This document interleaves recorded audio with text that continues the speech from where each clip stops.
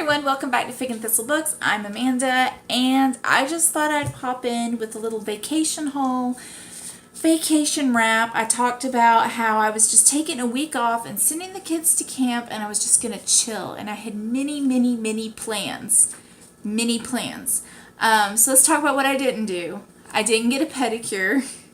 I didn't go see a movie. I didn't see Love, Simon or Black Panther. I didn't binge watch Netflix. So what did I do? I deep cleaned and rearranged my kids' rooms. That was a day. My husband helped. I had lunch with friends. I went to Athens with my good friend Shannon. We met up for dinner and dessert and stuff with my friend Catherine. Got to see lots of friends. Drank lots of coffee. I read. I did a little bit of journaling.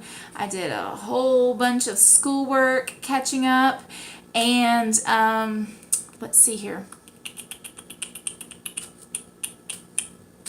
What else did I do? Okay, here's what I did. I did laundry, but here's what I really did. I spent a lot of time reclining on the couch playing Candy Crush. I mean, I don't spend money on Candy Crush. I use my little 5 lives and then I'm whatever. But I was just on a roll and I kept winning like free 2-hour plays. And I'm not going to pass that up. So I spent a lot of time just staring at my ceiling, playing Candy Crush and being totally lazy. But it was vacation, so that's okay. But let's talk about bookish stuff. Let's talk about what books did I buy. So I went to Athens with my good friend Shannon. We went and got in some bookish trouble, so I thought I'd share. First off, I went to 2nd and Charles in Athens. I took some books in, and I got, how many books did I get? I got 3 books. I got 4, but one book is a gift for someone, so I'm not going to share that one. So I purchased, let's see here, Wylder's Hand by Sheridan, LeFanu. And I loved Uncle Silas. It's one of my favorite, like Penny Dreadful type gothic-y novels. And I haven't heard of this one. And also, it's these Dover classics. I pretty much collect them. I've got some Wilkie Collins ones. I've got some others. The text is quite small. It's quite crowded. But, I mean, the covers are just creepy and amazing. And Zoe has, like, this wild font. So yeah, I'm digging it. I don't even know what this one's about. I was just like, oh, it's a LeFanu I haven't read before. Okay, let's see here. There's an engagement that gets broken off.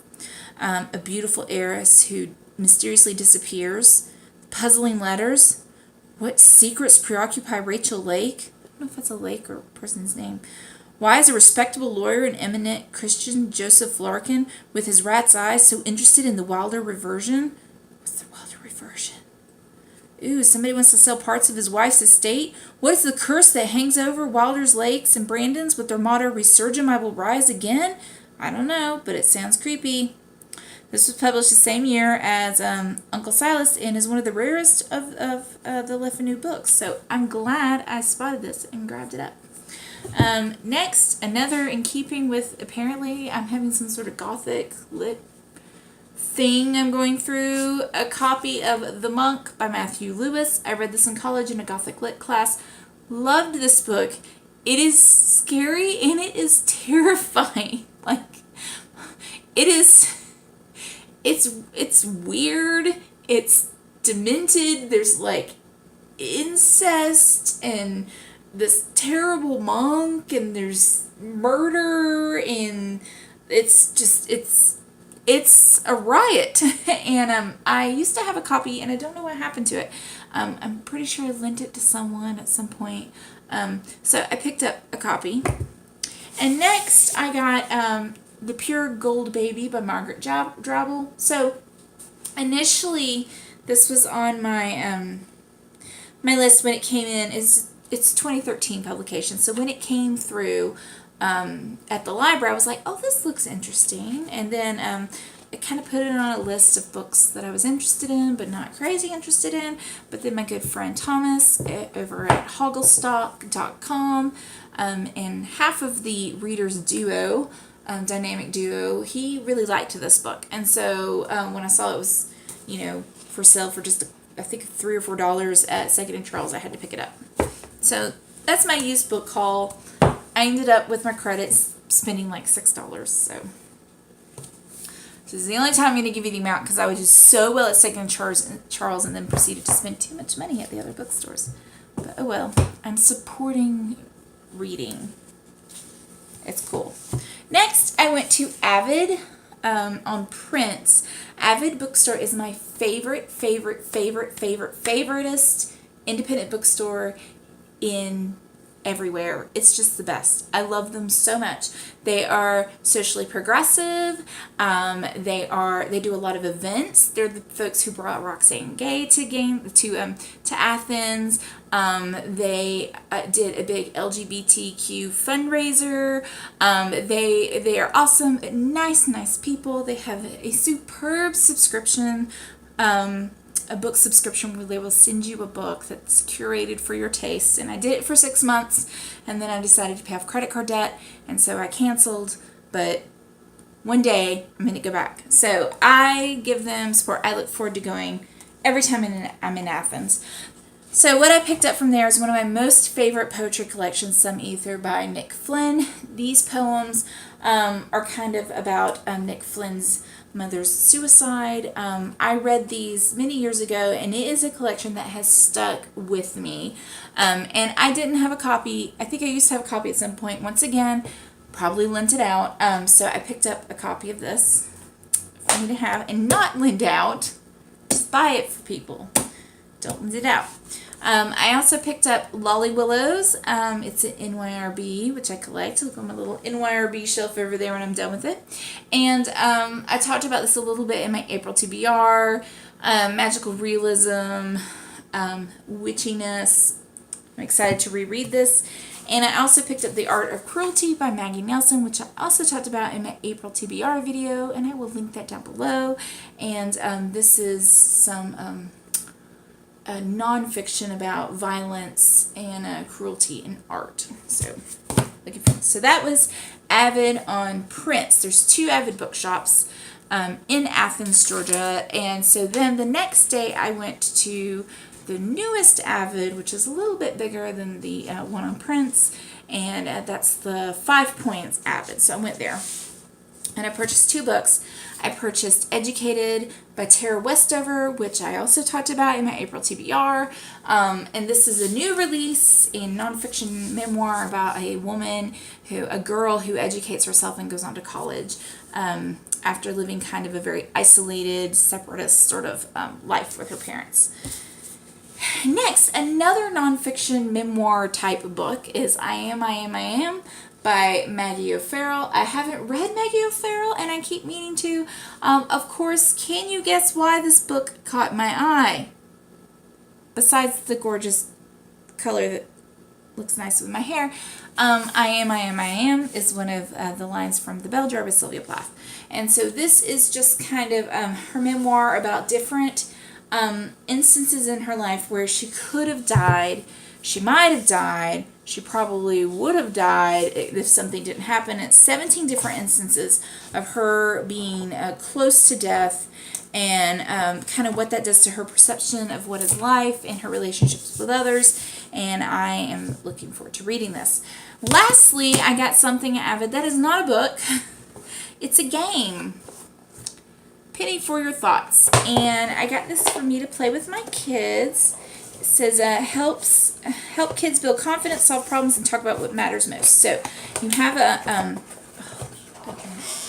this nicely constructed box here. You have a die. There's different colors on it, and then you have 4 sets of cards. Emotions. Oh, can't think of this. Person. Place. And skill. So what kind of happens is like playing with your kids, it's just to start conversations about feelings and emotions and things like that. So let's say if I rolled and I got a green, I can flip through, or I can just pick the one up on the top, and I can pick up like, okay, worried, what worried looks like, and then I can think of it kind of depends on what order you go in. Let's say, is there a place when I'm worried? Okay, let's say I'm worried when I'm on the playground. And let's see here. Is there a person I could talk to or something? No, it's not. It's not. There's a tough guy on the playground who makes me worried. And then you pick a skill. And so a skill can be, let's see here. I can hug someone who really cares about me. I can make a worry box. I can exercise. I can tell myself it's okay to be me. And then things like, when I feel like I'm going to erupt, it has some ideas of things to do, so like jumping jacks or running. And so if you're worried, I don't think any of those really fit for, let's see here, if you're on a playground, I can stand tall and say, stop, that's not okay. So there's different, or if we brought that card up and let's say my kids were like, well, I can't say that because this kid's going to hit me. Okay, I can talk to a safe adult. Maybe that's something. So I'm hoping this will help us have some good conversations. And the people who created this game also recommend that it's important for parents to share their stories. So maybe I would share about a time I was worried on a playground because of a tough kid and what I did or what I wish I had done, and it can start those important conversations. So I picked that up. I really love the drawings. I think it'll be a good game. I think the kids have already figured out that it's not a game like Uno. It's like, hey Mom, we'll play your feelings game, but whatever.